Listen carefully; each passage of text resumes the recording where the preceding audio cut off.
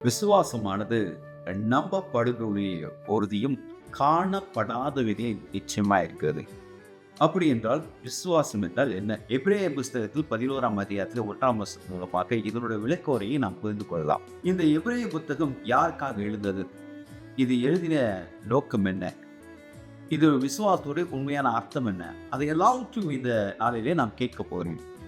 இந்த எபிரேய புஸ்தகம் யூதருக்காக எழுதப்பட்டது. 1 கொரிந்தியர் புஸ்தகத்தில் 1ஆம் அதிகாரத்தில் 22ஆம் வசனம் சொல்லும்போது, யூதர்கள் அடையாளத்தை தேடிக்கொண்டிருக்கார்கள். யூதருடைய அடையாளம் என்ன?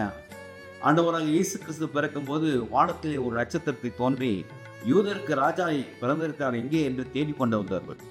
அப்படி என்றால் இந்த வேளையில நான் பார்க்கும்போது யூதர்கள் வெளிப்புறமாக அடையாளத்தை தேடுகிறார்கள். வானத்தில் ஏதாவது ஒரு அடையாளம் இருக்குமா, பூமியில ஏதாவது ஒரு அடையாளம் இருக்குமா, காண்கிற எல்லா இடத்துல ஏதாவது ஒரு அடையாளம் இருக்குமா என்று தேடிக்கொண்டிருக்க யூதர்களுக்கு வேதம் சொல்லுகிறது, விசுவாசத்தை அவர்களுக்கு அறிமுகப்படுத்தி விசுவாசத்தை கொண்டு சொல்லுகிறார், நீங்கள் வெளிப்புறமாக அடையாளத்தை தேடிக்கொண்டிருக்கிறது. விசுவாசம் என்பது உள்ளார்ந்த இருதயத்தில் காணப்பட வேண்டும். ஒரு கான்பிடென்ட் ட்ரஸ்ட், ஆணித்தரமாக உறுதியான ஒரு நம்பிக்கை வைப்பதுதான் விசுவாசம் என்று மிக அழகாக இந்த வார்த்தை சொல்லப்பட்டிருக்கிறது. அது மாத்திரமல்ல, 2ஆம் வசனம் சொல்லப்படுது, இதனாலே முன்னோர்கள் நற்சாட்சி பெற்றார்கள்.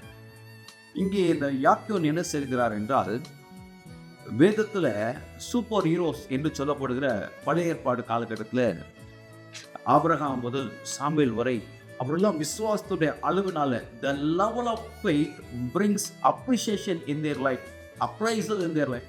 அவருடைய வாழ்க்கையில காணப்படுகிற விசுவாசத்தோட அளவு தான் அவங்களுக்கு வாடத்தை உயர்த்தியதா மாத்திரமல்ல, அவர்களை பாராட்டக்கூடிய ஒன்றுமாய் இருந்தார். அப்போ இதெல்லாம் சொல்ற விசுவாசத்தை நீங்க என்ன செய்யணுமா, எக்ஸ்பீரியன்ஸ் பண்ணணும்.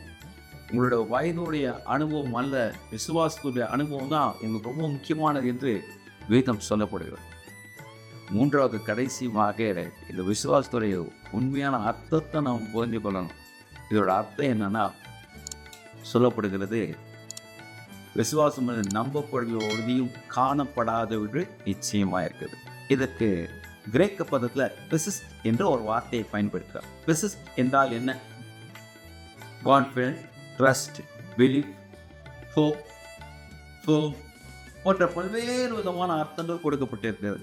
குறிப்பாக தத்துவ ஞானிகள் வாழ்ந்த காலகட்டம் கிரேக்கர்கள் ஞானத்தை தேடுகிறார்னு வேதம் சொல்கிறது. இந்த பிளாட்டோ போன்ற தத்துவஞானி என்ன சொன்னார் என்றால், the perceived things is the reality. நான் இதெல்லாம் பார்க்குறேனோ அதுதான் உண்மை, நான் இதெல்லாம் கேட்குறேனோ அதுதான் உண்மை, நான் இதெல்லாம் தொடரனோ அதுதான் உண்மை, நான் இதெல்லாம் முகரனோ அதுதான் உண்மை, நான் இதெல்லாம் சுவைக்கிறனோ அதுதான் உண்மை. ஸோ இந்த 5 குணங்கள் வழியாக அவர் செயல்படுகிற காரியம் தான் உண்மை என்று சொல்லும்போது, இந்த யாக்கேன் சொல்கிற விசுவாசம் அப்படி கிடையாது. நீ பார்க்கலன்னா கூட, இன்னைக்கு நான் அமெரிக்காவுக்கு போல, ஆனால் அமெரிக்கான்னு ஒரு தேசம் இருக்குது. நிறைய பேர் நினைக்கிறீங்க நம்ம ஒரு குறிப்பிட்ட காரியத்தை பார்க்காதனால அது உண்மை இல்லைன்னு நினைக்கிறீங்க. ஆனால் இன்னைக்கு கர்த்தருடைய வார்த்தை விசுவாசத்தை கொண்டு சொல்லுகிறேன், உங்களுடைய ஆசீர்வாதம் கர்த்தருடைய தரத்தில் ஆயத்தமாயிருக்குது. even though you didn't see that, நான் பார்க்கலை என்றாலும் சரி, நான் கேட்கலை என்றாலும் சரி, நான் அதை பற்றி உணர்வு என்றாலும் சரி, நிச்சயமாக அது உங்களை வந்து சேரும்.